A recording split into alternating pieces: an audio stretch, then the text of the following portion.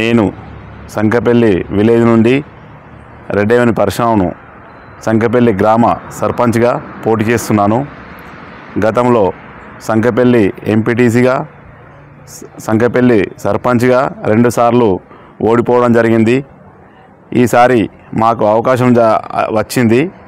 కావున సంకపల్లి గ్రామ ప్రజలందరూ దయతలచి నాకు మద్దతు తెలిపి సంకపల్లి గ్రామ పంచాయతీ సర్పంచ్గా నన్ను గెలిపించవలసిందిగా కోరుచున్నాను. అట్లాగే గతంలో కొన్ని పెండింగ్ ఉన్న సమస్యలు, మన మిడ్మానర్కు సంబంధించిన సమస్యలు, 44 ఇండ్లకు సంబంధించిన జీవోను మన గత ప్రభుత్వంలో ఉన్నప్పుడు తీసుకురావడం జరిగింది. అట్లాగే కొన్ని పట్టాలు కూడా ఇప్పించడం జరిగింది, ఇండ్ల డబ్బులు కూడా ఇప్పించడం జరిగింది. అట్లాగే ఇంకా ఆ టైంలో పెండింగ్లో ఉన్న సమస్యలు అనేటివి ముందుగా సర్పంచ్గా నన్ను గెలిపించిన తర్వాత వెంటనే మేము ముందుండి పోరాడతానని, ఆ సమస్యలు ఎట్లకేలా నెరవేరుస్తానని గ్రామ ప్రజలందరికీ నేను మాటిస్తున్నాను. అలాగే ఇప్పుడు నేను చెప్పినట్టుగానే మీకు అన్ని విధాలుగా కట్టుబడి గ్రామ పంచాయతీ అభివృద్ధి కొరకై పనిచేస్తానని మీ అందరికీ శిరస్సు వంచి ధన్యవాదాలు తెలుపుతున్నాను. నాకు ఒకసారి అవకాశం ఇచ్చి చూడండి, సంకపల్లి గ్రామ అభివృద్ధి ఎలా ఉంటుందనేది నేను చూపిస్తాను.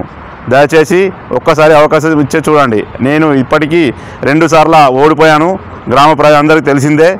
మీరు ఒకసారి అవకాశం ఇచ్చి చూస్తే నేను గ్రామ అభివృద్ధి అనేది ఎట్లా చేస్తానో చేసి చూపెడతాను.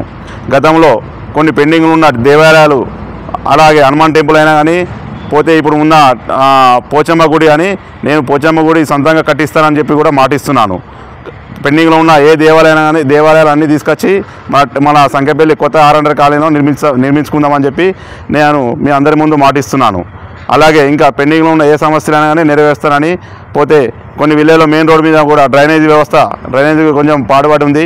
అది కూడా కొన్ని డ్రైనేజ్ వల్ల గ్రామ ప్రజలు ఇబ్బంది పడుతున్నారు. మార్నింగ్ టైంలో ఎటైనా టెంపుల్కి అటు వెళ్ళడానికి ఇబ్బంది పడుతున్నారు. ఆ పెండింగ్లో ఉన్న డ్రైనేజీలన్నీ కూడా నేను దగ్గరుండే చేపిస్తానని మీ అందరికీ మాటిస్తున్నాను. ఒకసారి అవకాశం ఇచ్చి సంకపల్లి గ్రామ సర్పంచ్గా నన్ను గెలిపించాలని సంకపల్లి గ్రామ ప్రజలందరినీ శిరస్సు వంచి నేను వేడుకుంటున్నాను.